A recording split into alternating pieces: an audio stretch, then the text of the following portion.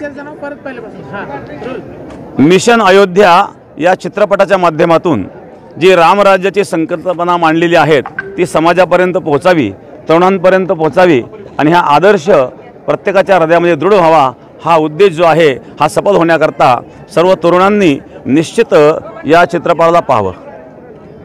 Sir launching तर चांगलं खातात झालं आहे तुमच्या आशीर्वादाने, पण तुमचं नाव म्हटलं की कुठेतरी वाद उभा राहतो, राष्ट्रगीताचा अपमान झाल्यासारखं आहे भावना, याच्यावर थोडं हे करावं कारण की नाही राष्ट्रगीताचा विषय आहे, मान अपमान विषय नाही, हे विश्लेषण आहे, अपमान करण्याचा विषय नाही।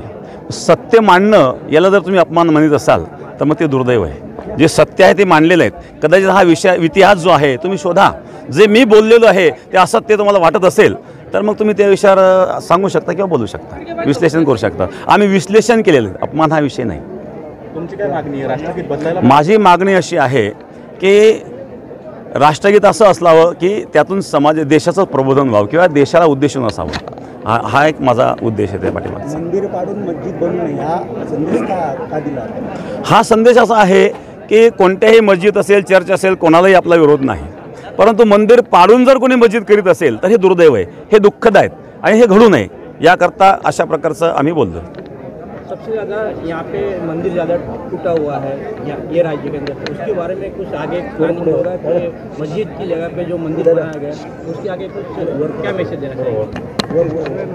नाही, कोणत्या मंदिराचं म्हणत? यहाँ पे जो त्यांचा असा प्रश्न आहे की आपल्या राज्यामध्ये भरपूर ठिकाणी मंदिराची तोडफोड करून आक्रांतांनी मशिदी बांधलेल्या आहेत, असा त्यांचा प्रश्न आहे, त्याच्यावर काहीतरी पुन्हा काही चळवळ चालू करणार आहात का पुनर्निर्माण? विषय असा आहे की ज्यावेळेला हा राम मंदिराचा विषय होता चालू त्यावेळेला करपात्रीजी महाराजांची काही मौलानांसोबत बैठकी झाल्या होत्या। करपात्रीजी महाराजांनी सांगितलं होतं अयोध्या, मथुरा आणि काशी हे 3 मंदिर जर आम्हाला प्रेमाने दिले, असे हजारो मंदिर तुटलेले आहेत पण कुठल्याही मंदिराकडं आम्ही कधी लक्ष देणार नाही, पण आमचे हृदयस्थान असणारे 3 मंदिरं आहेत, तर त्यावेळेला ते घडलं नाही।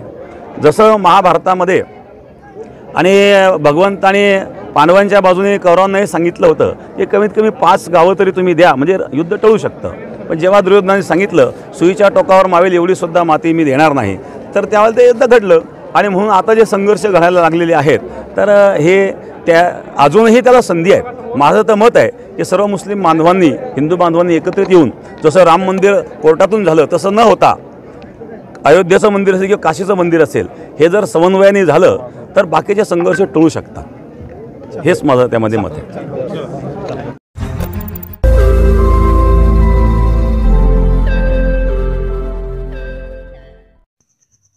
रोज नई खबरों को देखने के लिए हमारे औरंगाबाद समाचार चैनल को सब्सक्राइब कीजिए और नोटिफिकेशन पाने के लिए हमारे बेल आइकन को दबाइए ताकि हर खबर की नोटिफिकेशन आपको मिलती रहे।